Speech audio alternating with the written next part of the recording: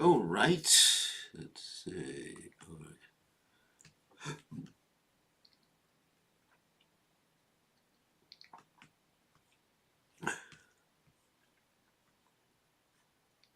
Okay. We're ready to go.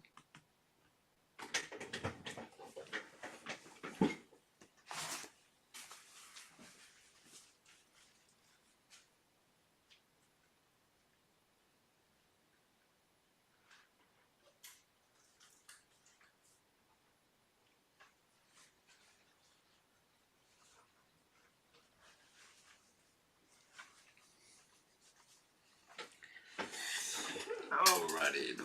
Let's go. I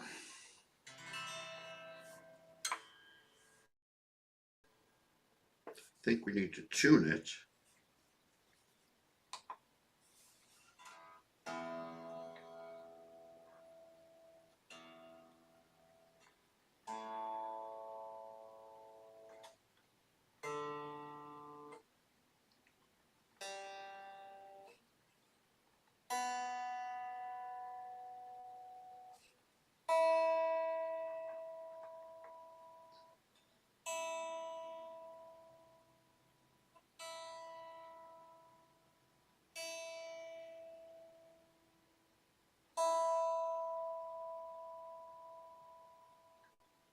Okay.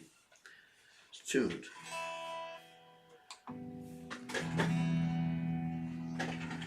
All right. We'll chant one of my favorite songs, The Prayers to Tulsi Devi.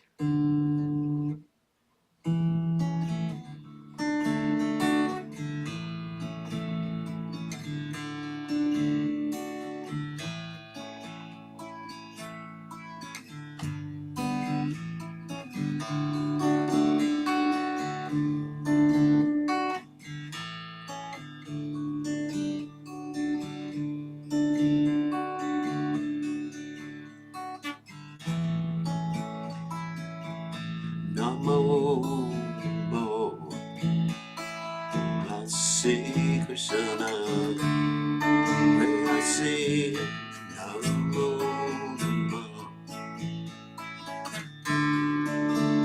Radha Krishna Seva Bhava, Hey Avila Singh, Radha Krishna Seva Bhava, Hey Avila Singh, Radha Krishna Seva Bhava, Hey Avila Singh.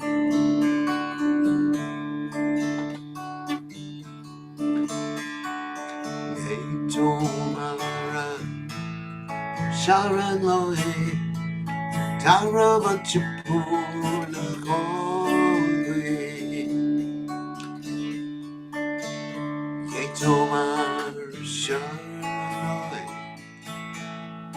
Tara Vachapuna Kongwe Kripa Kari Koratore Vrindavana Vasi.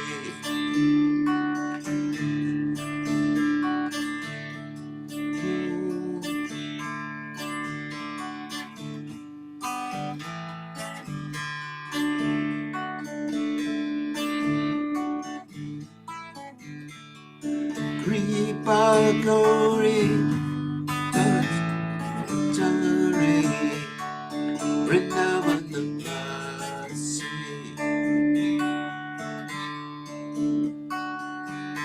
Morae Apilas Vilas Kunjatiyamas Morae Apilas Vilas Kunjatiyamas Nayane Rivasana Yukalarupasi Nayane Rivasana Yukalarupasi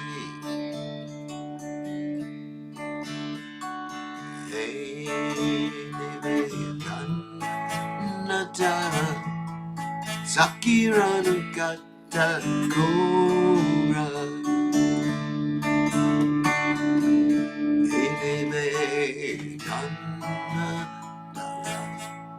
Sakiranu kata kora Sebari karodie Koroni judasi Sebari karodie Koroni judasi Sebari karodie Koroni judasi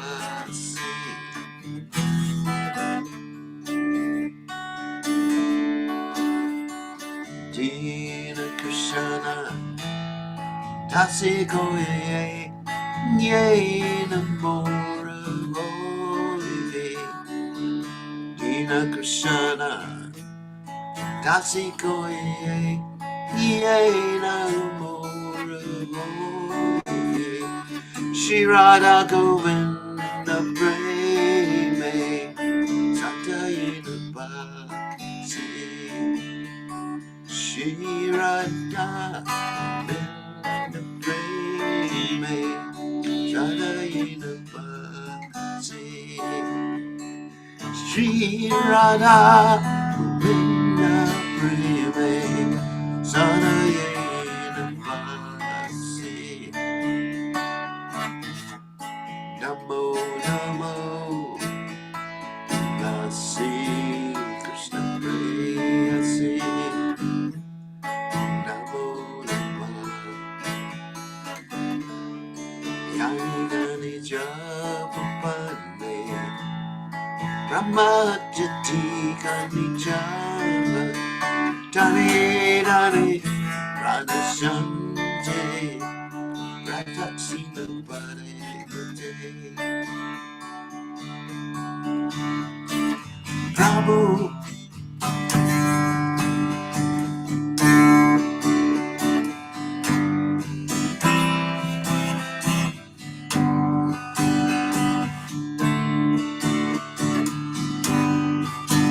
Nyaya Prabhupada Prabhupada Prabhupada Srila Prabhupada Jai Om Vishnupad Paramahamsa Paravankacharya All Siddhana Shimad His Divine Grace Abhaya Charanada Bhaktivedanta Goswami Srila Prabhupada Ki Jai ISKCON Founder Acharya Srila Prabhupada Ki Jai Ananta Koti Vaishnav Vrinda Ki Jai Namacharya Srila Haridas Thakur Ki Jai Prem Se Kaho Shri Krishna Chaitanya Prabhu Nityananda Shidwaita Gadadha Shiva Sati Gaur Bhakta Vrinda Ki Jai Shri Shri Radhakrishna Gopi Gopinath Saya Mukunda Radhakunda Giri Govardhan Ki Jai Vrindavanam Ki Jai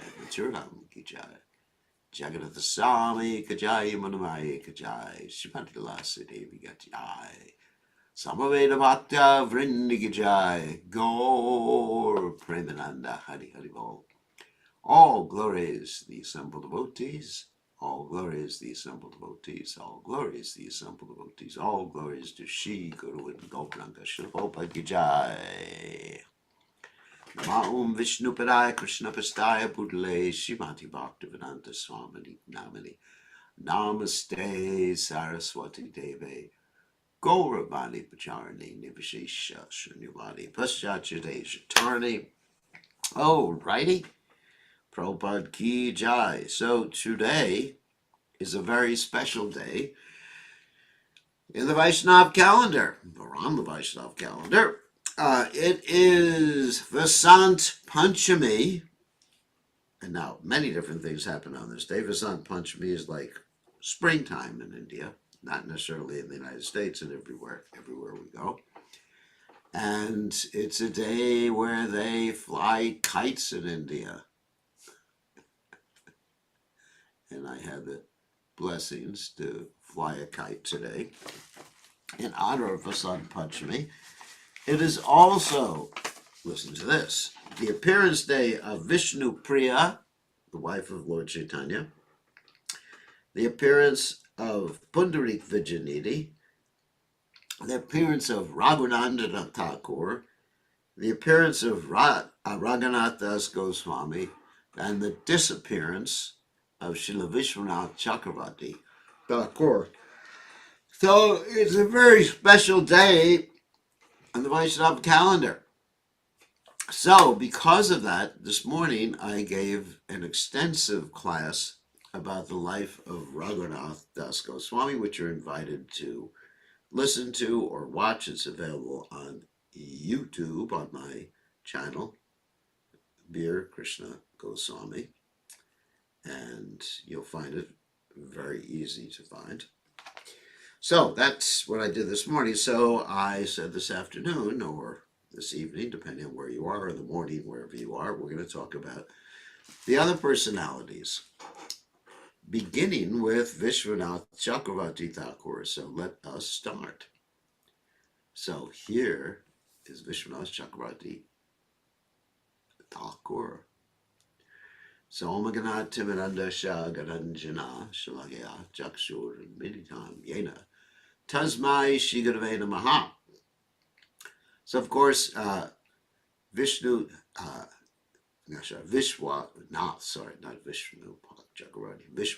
Chakravarti Thakur. Anyway, Vishwanath Chakravarti Thakur is known as the Rasa Acharya. So what is a Rasa Acharya? Rasa Acharya means he has revealed many of the pastimes, those pastimes which have not been revealed elsewhere.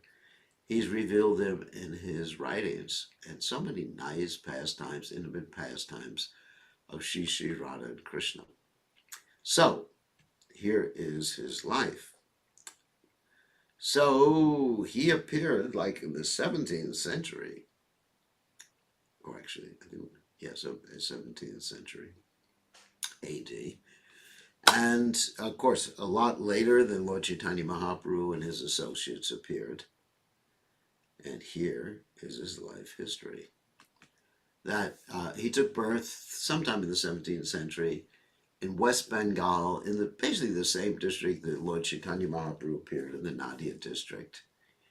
And he was in a line of Brahmanas, a Radhiya line of Brahmanas. And I believe Lord Nityananda was in the same line of Brahmanas. And he had two brothers, Ramabhadra Chakravarti and Sri Raghunath Chakravarti. And he eventually went to live in a place called Sayadabad, where he got initiation from Sri Krishna Charana Chakravarti. So he wrote many books in the house of his spiritual master, and is known that he was very, very renounced. Very, very renounced. Even there is that story, no, I don't know if it's accurate, that he was told by his spiritual master, you go and spend time with your wife.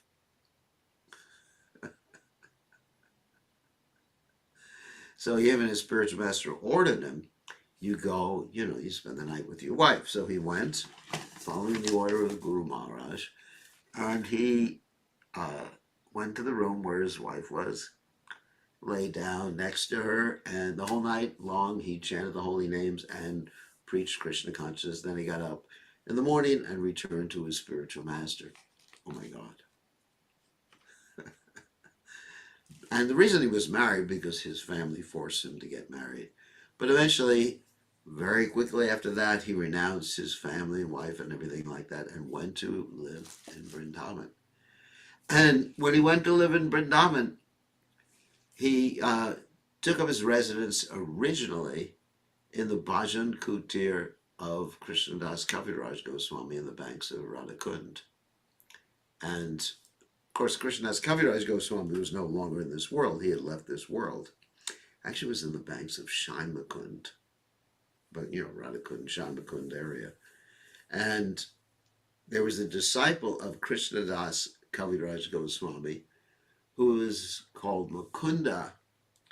And Vishwanath Chakravarti Thakur studied with him and also made a careful study of all the Goswami's literatures while he was there. And he wrote commentaries on many of the Goswami literatures. While he was there, he established the worship of the deity Gokulananda.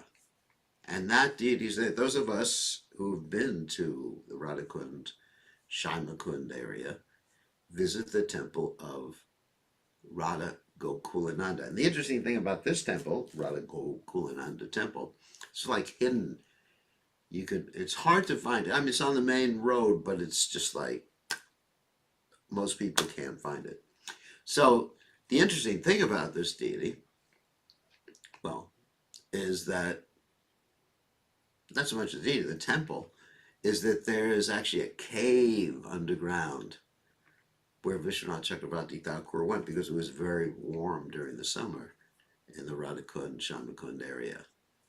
Vishwanath Chakravarti Thakur is also known as Hari Vallabha, and he was awarded the title of Chakravarti for his learning. Chakravarti means like an emperor of learning. He wrote many, many books, many of which Srila Prabhupada utilized, especially Vishwanath Chakravarti Thakur's commentary on the Srimad Bhagavatam, which is known as Sararata Darshani Tika, which Prabhupada uses, and I actually have a copy of that and I use it too. And he wrote a commentary on the Bhagavad Gita, and the Ujjvala Nilamani, which is the book by Srila Rupa Goswami, an advanced book on Krishna consciousness, commentary on the Ananda Vrindavan Champu, that's Kavi Karnapura's work, the Vidagdha Madhava, on the Upanishads, especially the Gopal Tapani Upanishad. He wrote a commentary on the Chaitanya Charitamrita, and many, many original works, one of which we've given a class on, which is called the Madhurya Kantambani, which actually defines the different steps or stages of devotional service and anarthas, how to deal with them, and how ultimately to achieve pure Krishna consciousness. So, his Diksha Guru Parampara is very interesting. It's the Lord Chaitanya, is in the Parampara from Lord Chaitanya. Lokanath Goswami. Narottam Das Thakur is in the line from Narottam Das Thakur, Ganga Narayan Chakravarti, Krishna Charan Chakravarti, Radharaman Chakravarti, and then Vishwanath Chakravarti Thakur. So, and he had his Shiksha Guru Parampara too, which according to Srila Bhakti Siddhanta Saraswati Thakur is at least equally important. Sri Chaitanya Mahaprabhu, Swarup Damodar Goswami, Rupa Goswami, Sanatan Goswami, Raghunath Bhatta, Raghunath Das Goswami, Gopal Bhatta Goswami, Shri Jiva Goswami, Krishnadas Kaviraj Goswami, Narottam Das Thakur, and Shaimananda Srinivas, and that was the Shiksha, that means the teaching Sampradaya or the Transcendental Instruction Sampradaya.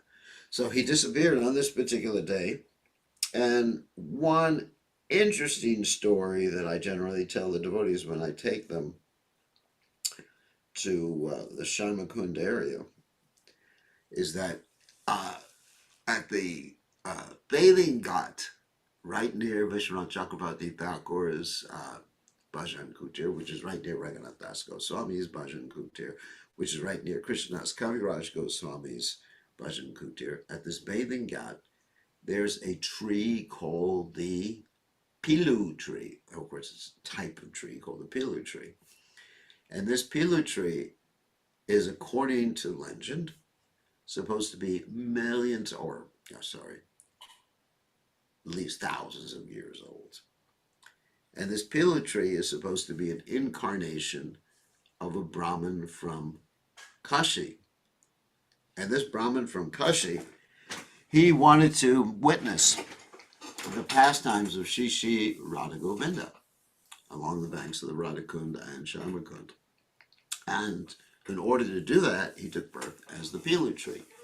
And so there's some stories about how Vishwanath Chakravarti Thakur would communicate with this Pilu tree and hear about Radha and Krishna's pastimes, because it's described that this particular Pilu tree was utilized by the gopis to put their clothes on when they went bathing in the Shaimakund. So we explain this to the devotees, and if you're interested in seeing the video, which I think is on my YouTube channel, if not, I'll remember to post in the next few days, someone can remind me. If you're interested in seeing the video of the parikrama around Radhakund, you'll see that Pilu tree, you see the devotees taking shelter of the Pilu tree, and you'll see Shamakund nearby, and also the Bhajan Kutir, Raghunath Das Goswami, Vishwanath Chakravarti Thakur, and also Krishna's Kaviraj Goswami. So that's Vishwanath Chakravarti Thakur.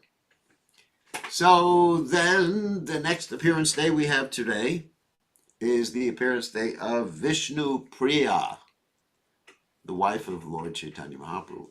And as you know from the reading which we've been doing in the Chaitanya Bhagavat, that Vishnu Priya was the second wife of Lord Chaitanya Mahaprabhu. So it's described by some of the acharyas that the Supreme Personality of Godhead has three main Shaktis, Shri, Bhu, and Nil. They're all, of course, internal, under the internal potency. And, of course, the original internal potency, the Adi Shakti, is Srimati Radharani. So Shri Vishnu Priya is, according to the acharyas, the internal potency, or the part of the internal potency known as Bhu Shakti. And she appears in Lord Chaitanya's Leela to assist Lord Chaitanya with his mission of spreading the holy name of Krishna. And the story of their marriage is very interesting. And we just read that a little while ago. So in Navadvip, there was a Brahmin named Sanatan Mishra, who was a great devotee, and he had a daughter was very beautiful and who had all sorts of good qualities. And Vishnu, her name was Vishnu Priya. She used to bathe in the Ganges 3 times daily. Many of the acharyas, in fact, in the Gaura Gadadesh Dipikas mention the Dwarpa Yuga, he was Satrajit.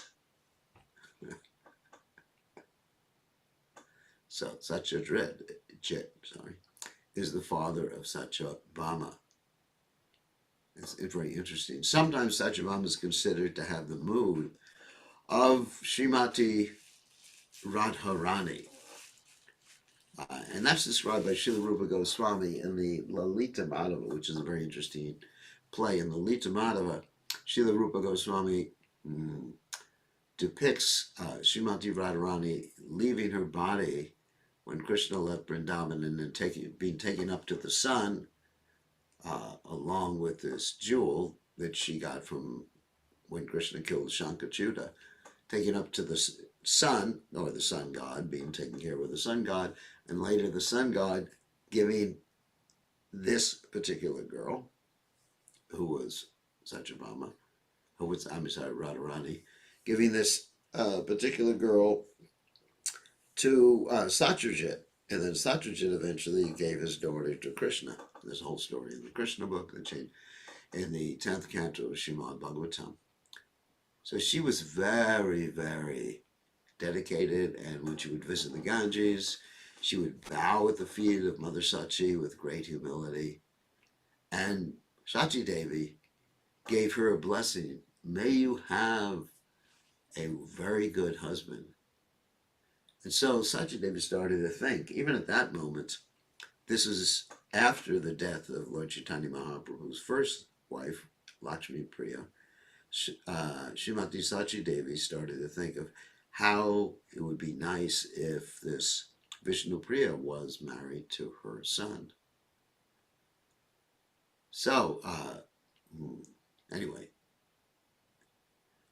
So, basically the story, if I remember correctly, from the Chaitanya Bhagavad, that Sanatan Mishra was very rich, and there was another devotee, I think his name was Buddhimanta Khan or something like it, who financed this marriage and the between Lord Chaitanya and Vishnupriya, and there was a matchmaker named Kashinath Pandit, and everyone agreed with the marriage. Let's see, there's a whole lot of information about the marriage. I'm reading from something, obviously. There's a lot of it. Yeah, he was Buddhimanta Khan, I was right. He actually paid for everything, and it was done very opulently. The most opulent marriage that ever took place. And so, okay, let's see what other information I have here. Okay. So basically, after a while, she was very young when they got married. After a short amount of time, after Lord Chaitanya manifested his pastimes as being the greatest devotee, the Supreme Personality of Godhead, Lord Chaitanya took sannyas and left her. And it's described that she took a vow at that particular point of just eating one grain of rice. Some people say for one round, but I think it was one grain of rice for each Hare Krishna mantra that she chanted. And she worshipped the deity of Lord Chaitanya Mahaprabhu along with Mother Sachi Devi. And so it's a very painful description, especially the description given by Lochan Das Thakur in the Chaitanya Mangal of Lord Chaitanya Mahaprabhu taking sannyas and leaving his wife. So, of course, we find this is a common denominator in many of the pastimes of the Lord, where there's some separation between the Lord and his eternal consort. Obviously, in the Ramayana, we see this, a separation between Ram and Sita. In the pastimes of Krishna, we see the separation between Krishna and Radha. And here we see the separation between Lord Chaitanya Mahaprabhu and Vishnupriya. In fact, Lord Chaitanya Mahaprabhu's first wife, Lakshmi Priya, died because of separation, or being bitten by the snake bite of separation from Chaitanya Mahaprabhu when Chaitanya Mahaprabhu was visiting East Bengal. So as far as the next story is about Raghunandana Thakur. Raghunandana Thakur was the son of Mukunda, a great devotee of Lord Chaitanya Mahaprabhu. And one day, Mukunda, who was a physician, actually such a great physician that whenever he saw a peacock feather, even if the peacock fan was being utilized to fan some Muslim, he fainted in ecstasy. And that is a symptom of a great devotee. That's called a vibhava, an udipana. That means things that are connected to Krishna that are not directly Krishna, but connected to Krishna. Like if you see the chakra on top of the temple, or you see a peacock feather, or you see a plate of prasadam, that's called an udipana, a vibhav, and subcategory, udipana. That means that which stimulates your love, and that it may stimulate your love to such an extent that you faint in ecstasy. So Mukunda was like that, and Raghunandan, his son, took after his father. So one day, Mukunda asked his son, he had to go somewhere on some medical business. He said to his son, "You should worship the deity while I'm gone." And he had a deity named Gopinath. And so this deity had been worshipped by Mukunda's father and grandfather for many, many generations. So he said, you should feed or offer food to the deities every day. So Raghunandan accepted this as his responsibility, and he was very careful to give his full attention to the service. So somehow or other, the father gave him that service when he was only 5 or 6 years old. And so he prepared something. I guess it was a home altar. You know, really, it's not. Generally, it wasn't one of these big temple altars like the Krishna Balaram Mandir or something like that. You know, it's home altar. So I guess he explained this to it anyway. So therefore, he prepared some foodstuffs and offered them to the deities, and he didn't know any mantras, so he got really upset when he saw that the food was still there. He actually imitated how his father offered the boga, but he became very worried. I mean, that's how we knew. He bowed down, said some prayers. I mean, he was intelligent. And he got very upset that the deities had apparently not eaten the boga that was offered to him. Of course, we know that when we offer boga to the Supreme Personality of Godhead, he eats with his eyes, and he eats and he leaves it over for us, generally. In certain cases, there'll be nothing left on the plate. But in this particular case, Raghunandana didn't understand that particular aspect of deity worship. And he got really upset, and he thought, I'm not fulfilling my father's, I said Prabhupada, my father's order. So then he went before the deity, and he said, please eat, eat. And he started crying. In some stories, they say that he threatened the deities, you have to eat, or whatever. So then the deity ate up everything and didn't leave any remnants. So after a while, Raghunandana's father, Mukunda, returned to home, and he asked Raghunandana, did you actually make any offerings? And Raghunandana said, yes. Then Mukunda asked him, bring me some of the remnants, the prasadam. Raghunandana replied, prasadam? I offered everything just like you told me, and Gopinath ate everything. So what should I bring you now? And Mukunda was thinking, oh my God, this is not a naughty boy. He wouldn't be lying to me. But how could Krishna have eaten everything? I wonder what actually happened. So soon after that, he requested Raghunandana to offer some boga, and he said he's going to leave, but actually he didn't leave. He snuck in and watched what was happening, I guess from a window or something like that. And Raghunandana was very happy to serve the deity again and brought everything into the deity room. And he persuaded Gopinath to take his meal. And so Gopinath is described had already eaten quite a bit. So there's two versions of the story. One story is that Gopinath had already eaten and he could only eat half a laddu. And the other story is that Gopinath started to eat, and he noticed that Mukunda was hiding and watching. But he didn't want to eat any more before Mukunda. So Mukunda saw all this, and he was immersed in ecstatic love and picked up his son, started crying in ecstasy. And somehow or other, they've preserved that half-eaten laddu. Or they have a remnant or replica of the half-eaten laddu. Obviously, something's not going to be preserved that long. So then there's another story about when his father Mukunda went to see Lord Chaitanya Mahaprabhu, and he brought his son Raghunandana with him. And Lord Chaitanya asked Mukunda, very interesting question, between you and Raghunandana, who is the son and who is the father? And Mukunda answered, Raghunandana is my father. And he described, the father is the person from whom you receive Krishna Bhakti. And Lord Chaitanya Mahaprabhu was very pleased with this. And today, Raghunandana is known to have appeared on this particular day. And Raghunandana's,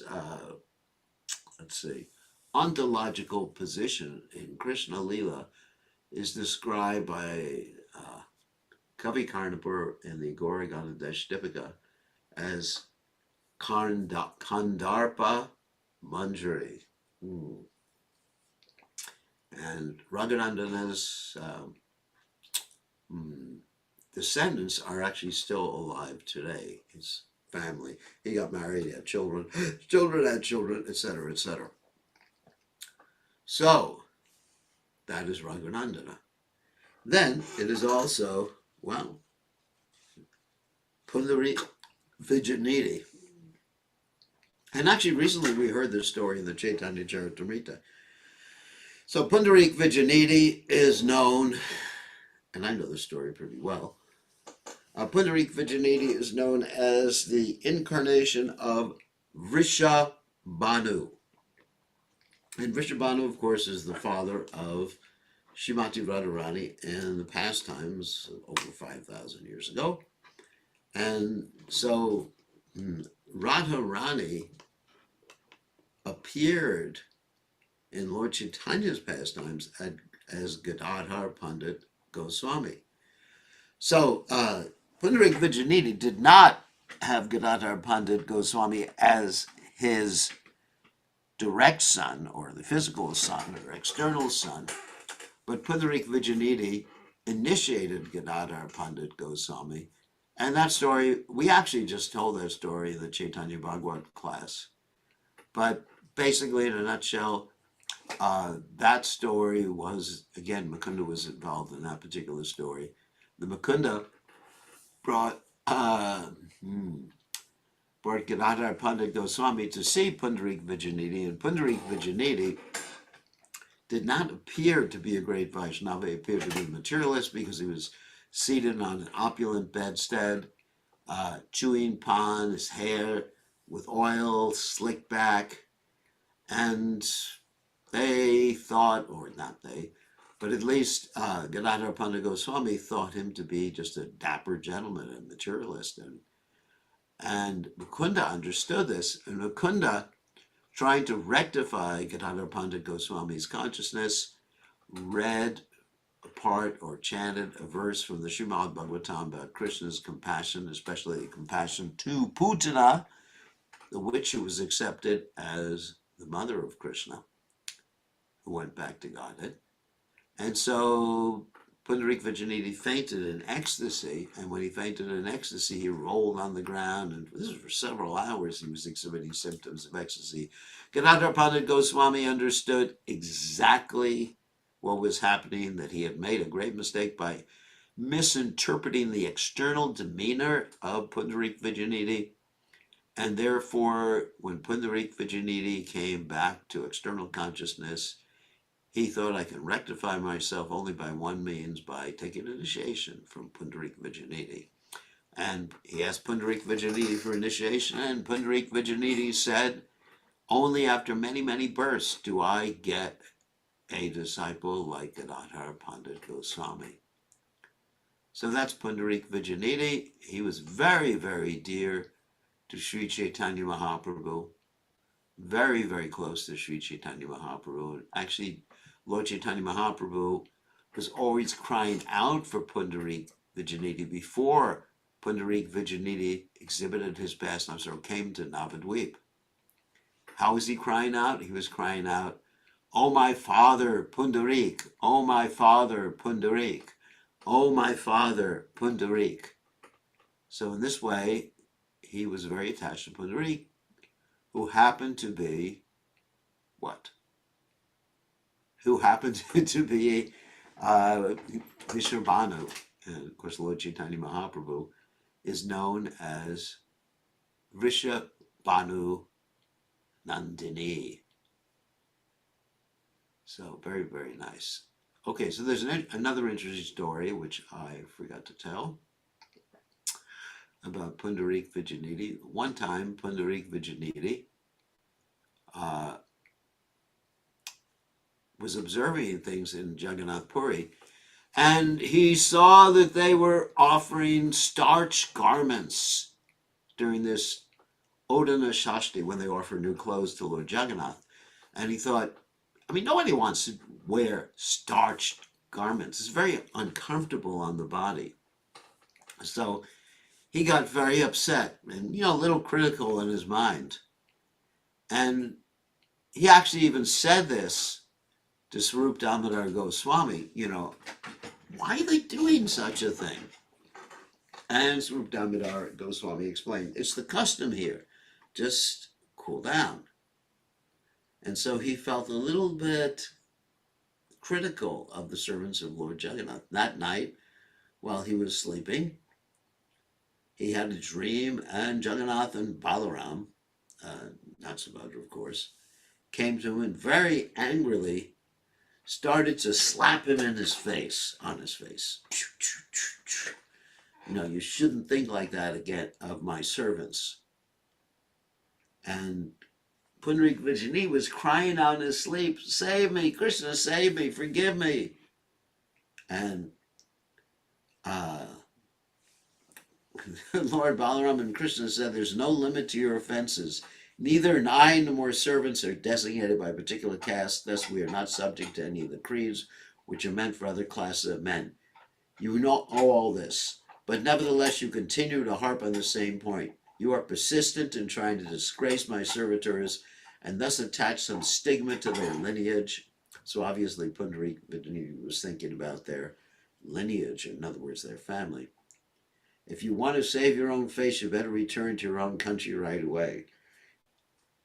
The way that I've ordained that my festivals should be observed, you consider to be against the scriptures, saying that I am the supreme absolute being, then criticizing my servitors, you find some fault in the starched clothes that were offered to me. And then Pundarik Vidyanidhi replies, I'm sorry, I didn't mean to hurt anyone. Please forgive this offense of this sinner. You have properly punished that mouth which laughed at your servants. Today is the most auspicious day for me. You have made me the most fortunate person by slapping my face with your lotus hand. The Lord replied, because I consider you also my dear devotee, I have shown you this special favor. So then, Pundarik Vijayanidhi woke up, and his cheeks were still swollen. Going before Swarup Damodar Goswami, he was asked by Swarup Damodar Goswami, what happened to you? And he explained that Lord Jagannath came and chastised me. And not only were his cheeks swollen, but they bore the imprints of very large fingers, not ordinary fingers, of course, Lord Jagannath's fingers. So, anyway, he was great friends with Swarup Damodar Goswami. So, that's Pundarik Vijayanidhi. Let's see if we left anyone else out. Vishnu Priya, Raghunath Das Goswami. Raghunath Das Goswami spoke about this morning. So Raghunath Das Goswami, in a nutshell, is the Prayojana Acharya, and he exhibited the topmost renunciation, leaving his family and his wife at a very early age to join Lord Chaitanya Mahaprabhu. He spent more time with Lord Chaitanya Mahaprabhu, as we mentioned this morning, than any other devotee other than Swarup Damodar Goswami and Ramananda Roy, but any other devotee that was in Vrindavan. So amongst all the residents of Vrindavan, the second generation after Sri Chaitanya Mahaprabhu, he was the one who had the most information about Sri Chaitanya Mahaprabhu and Sri Chaitanya Mahaprabhu's later pastimes. Not as much as early pastimes, but as later pastimes, and the philosophy and everything like that. So that's why the Chaitanya Charitamrita is considered the most authoritative text on Lord Chaitanya and his philosophy. So basically, he resided also at Shaimakund.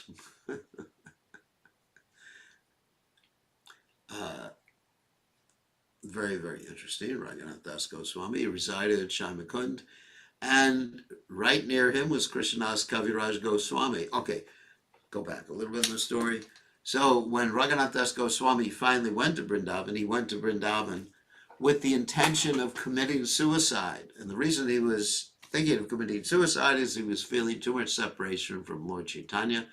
He couldn't envision living after Lord Chaitanya Mahaprabhu left this world. So he thought, let me jump from Govardhan Hill and kill myself. But the Goswamis of Vrindavan, trying to protect him, and understanding that Raghunath Das Goswami had more information about Lord Chaitanya Mahaprabhu than anyone else in the Braj area at that time, requested him to recite the pastimes of Lord Chaitanya Mahaprabhu for 3 hours a day, generally, average, he would recite the pastimes of Lord Chaitanya Mahaprabhu to the devotees, and at the same time there was Krishnadas Kaviraj Goswami who would hear these pastimes because he lived right next to Raghunath Das Goswami. And Raghunath Das Goswami conveyed all this information to Krishnadas Kaviraj Goswami, and because of that, we can hear about the pastimes of Lord Chaitanya Mahaprabhu that were personally witnessed by Raghunath Das Goswami. And while Raghunath Das Goswami resided at Shaimakund, which is right next to Radhakund, he refused, he talked about his bhajan kutir, but actually in the beginning he refused to accept a bhajan kutir. He lived out in the open. Now, living out in the open, even nowadays, is quite dangerous. But in those days, it was much more dangerous. There was a lot of wild animals. There was a lot of danger there. Especially there were tigers running around or roaming around. They didn't run. Roaming around Vrindavan. And so he didn't accept any protection. So as he was chanting at Shaimakund one day, it was basically very hot. Oh, actually, the first story is there was many tigers around. But he was just chanting, oblivious to the tigers. Sanatana Goswami comes to visit Raghunath Das Goswami, and he sees Raghunath Das Goswami chanting, tigers around, but there is someone who's protecting Raghunath Das Goswami from the tigers. And that person was the Supreme Personality of Godhead, Krishna. Krishna was holding a stick up, keeping the tigers away. And so Sanatana Goswami chastised Raghunath Das Goswami, saying to him, you have to build a kutir. This is not acceptable. You're taking service from Krishna. Raghunath Das Goswami did not follow that instruction. Later on, Sanatana Goswami came back, and at this particular juncture, it was very, very hot outside. The sun was shining. It gets like 40, 50 degrees during the summer there. And Raghunath Das Goswami had nothing over his head. It was just like no protection at all. So Sanatana Goswami saw that Raghunath Das Goswami was being protected by Srimati Radharani, who was holding her veil over Raghunath Das Goswami's head. And then Sanatana Goswami got very angry, and he said, you have to build a bhajan kutir. You can't take service from the Lord. We are supposed to serve the Supreme Personality of Godhead. So that's some of the stories of Raghunath Das Goswami. And now we can take some questions from any of you who have some questions about these acharyas who appeared today, or Vasant Panchami, or flying a kite. If you want to fly a kite. Actually, this is saying in English, go fly a kite. Okay, there's one question already. All right, let me unmute all you happy souls. Oh, I hope you're happy. Let me, okay.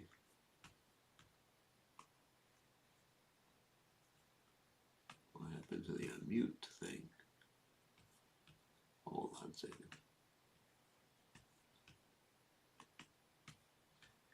Going into participants. There we go. Okay, so there's one question in the chat window. How can we understand how someone such as Kavi Karnapur knows and was able to tell who Chaitanya's associates are in Vrindavan? There's several ways, okay? One way is obviously he's a pure devotee, but that may not suffice in your little mind. Another way is Lord Chaitanya Mahaprabhu's 21-hour ecstasy, which we just read, where there's actually many histories of that 21-hour ecstasy or different ecstasies, where Lord Chaitanya Mahaprabhu directly says who many of these people are. And if you were listening, you would have heard that. So that's how Kavi Karnapura knows. And by talking to Lord Chaitanya, because this is revealed by Lord Chaitanya, not only in 21-hour ecstasy, but at other times, I'm sure Lord Chaitanya mentioned to devotees or mentioned to others who a particular devotee was. So that's how we know. And Kavi Karnapur obviously talked to many of these devotees who witnessed these pastimes, and he heard what Lord Chaitanya Mahaprabhu said. So it's not that he's just guessing, oh, this person appears to be like this gopi or that gopi. And sometimes the devotees, here's another one, sometimes the devotees would actually reveal, like in the case of Srila Bhaktisiddhanta Saraswati Thakur, he directly talks, and Bhaktivinoda Thakur, he directly mentions who he is in the spiritual world. And I'm not going to talk about that here because very advanced subject matters. But they actually directly say. So many times the devotees say, many times other devotees say. So that's how. That was one question. All right, who is a Prayojana Acharya, or what is a Prayojana Acharya? Okay, 3 aspects of devotional service: Sambandha, Abhideya, and Prayojana. Sambandha means to understand the philosophy about all the different things like the Jiva soul and Krishna and Krishna's energies and how they interrelate with each other. And the Acharya of Sambandha is Sanatan Goswami, and the deity of Sambandha is Madan Mohan. And there's Abhideya, the next step, is basically the process of devotional service like sadhana bhakti, Vaidhi bhakti, Raganuga bhakti, the whole process of reaching the perfection of Krishna consciousness. So that's Abhideya. And so Rupa Goswami has written what Prabhupada calls the law book for the Krishna conscious movement, which is the nectar of devotion. Okay? And so Prayojana means the ultimate goal, pure Krishna consciousness, going back to home, back to Godhead, relationship between Krishna and his eternal associates in the spiritual world. And that's Raghunath Das Goswami. And the deity is Gopinath. And Gopinath was worshipped by Madhu Pandit.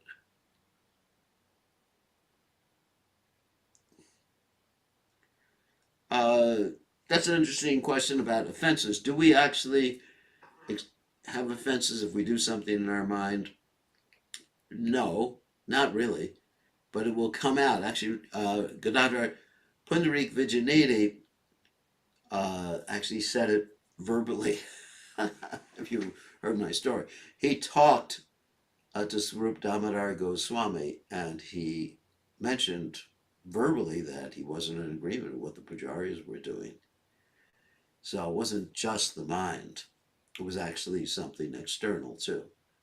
So, but still, Krishna will correct us for improper thoughts. It's not that you can get away with doing anything in your mind. Think of sense gratification, meditate on the sense objects. Krishna will somehow or other punish you, although it's not a karma, but Krishna will somehow or other correct you for that. Yes, Hare Krishna. Let's see, here's another one. Is there any pastime related to flying kites in Krishna's pastimes? I don't know. That's a good question. I mean, I just felt like it. I guess I was thinking about why do I feel like flying kites on Vasant Panchami when I wasn't born in India? It's probably just like in the last life coming out or something like that. Because I really got ecstatic when I thought about kites and flying kites and Vasant Panchami and all these things. So anyway, I guess my subtle body is Indian. So anyway, so on that happy note, oh yeah, we have more questions. First Krishna Priya, you're gonna mute yourself and ask a question. Jai Shri Gurudev, thank you for the very nice class. So I was reflecting upon something that you also have experienced. So we know that according to time, place, and circumstance, that the deities are worshipped in different ways. That's the example that's being Right. shown here. And he was very upset because the deities were getting starched cloth. And Yeah. at the same time, he was thinking, I want the deities to be comfortable. So Right. it seems like it's a danger for pujaris. Like sometimes we're thinking, oh, I want Krishna to be dressed nice. I want him to be comfortable. And we don't distinguish to what's a particular style that might be something that we don't appreciate. Or is it something like, for instance, something that would be dangerous to the deities would be like pins going into, the turban too much or into their body. So Yeah. it's like that's a danger to not discriminate to what's actually, um, wanting to protect the deities and Hmm. and also to not commit offense, to be not commit offense in the process of trying to do a service. It was just something that we've seen over the years to the extreme. So I wanted Hmm. you to maybe clarify that. Yeah. Well, I think it's basically in the case of Raghunandana, it was his thinking. I'm not Raghunandana. Sorry, Pundarik Vijayanidhi. That he was thinking that Krishna is a person. He's not a ritual, and I wouldn't want a person. It wasn't a question of him thinking is it right or wrong according to the shastras. He was thinking in a more Raganuga way than a Vaidhi way. Right, because And in a lot of times we think that way, Gurudev. We think Krishna's a person. I don't want him to be like a Christmas tree. Why are all yeah, these things hanging all over him? yeah, yeah. Why are all these things hanging? He's a person. So I would say that Raghunandana wasn't. I mean, sorry, Pundarik Vijayanidhi. Pundarik Vijayanidhi wasn't thinking really improperly, but he was thinking on the level of he was Raghunath. thinking on the level of Raganuga Bhakti rather than on Vaidhi Bhakti. And these devotees, they were in Vaidhi Bhakti. There's a ritual that they follow. Not to criticize them, I mean, because the rituals in Vaidhi Bhakti are wonderful. And so, in one sense, he was thinking, you might even say improperly, about devotees on a different level of devotional service. And Pundarik Vijayanidhi is Rishabhanu, so there's no question of him being on the Vaidhi platform. So is it actually just a beautiful pastime because he had the good fortune of the Lord personally coming in his dream and Yeah, yeah, chastening and it's and instructive to us not to criticize others who are, let's say, on the, higher absorbed in rituals, because that's their adhikar. You understand? yeah. Not to criticize or not to encourage them to jump up to a higher level, because that's their adhikar. That's what they're supposed to be doing. All right. Thank you very much. Okay. I think. All right. The other raised hand is okay. Ratnagopi. So you have a question? Oh, Hi. all right. Please accept my obeisances. Thanks for the lovely class. My question refers to so we see these great personalities undergo these offenses, have like certain mentalities, and our acharyas, their their lovely bhajans Mhm. and poems speak to like certain like they feel very deeply these like transcendental emotions of like feeling the dirt on their heart. But I've Yeah. heard from others that they're just kind of playing, or Yeah. because they're such elevated personalities, like they don't really feel it. It kind of feels like, Well, and no, so no, no. They definitely feel it. That's their humility. They don't have yeah. any dirt in their heart, but because they're so humble, they consider that they do have dirt in their heart. There's two reasons. One is Krishna has them in this sort of like yoga maya, so they will think like that, so they will teach us how to think. that make sense? Teach us how to think and how to pray, number one. Oh, yes. And Thank another you. one is, they're doing it from a didactic standpoint to teach us.